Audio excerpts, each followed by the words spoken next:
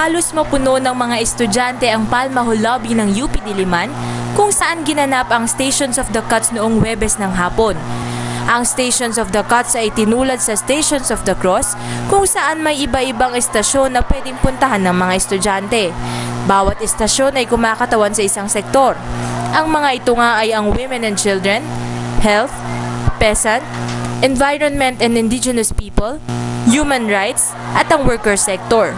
Sa bawat estasyon ay nagkaroon ng malalim na talakayan kung paano naapektuhan ng budget cut ang mga sektor na nabanggit. Iba-iba ang naging pang-engganyo sa mga estudyante sa bawat estasyon. Mayroong nagtayo ng mga makukulay na murals, mayroong nagpalabas ng mga video, at mayroon din namang nagturo ng kanta.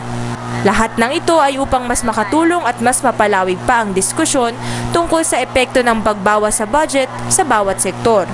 Ilan sa mga organisasyong tumulong magtayo ng estasyon ay ang Gabriela, Alay Sining, UP Speka at UP Writers Club. Nagsimula ang Stations of the Cuts ng 1:00 ng hapon at nagtapos bandang 5:00 na ng hapon. Tinatayang mahigit 100 estudyante ang lumahok sa nasabing aktibidad. Isa lamang ang Stations of the Cuts sa mga nakalatag na gawain para sa 3 araw na strike laban sa budget cuts sa edukasyon. Ito po si Faith Desquitado, nag-uulat.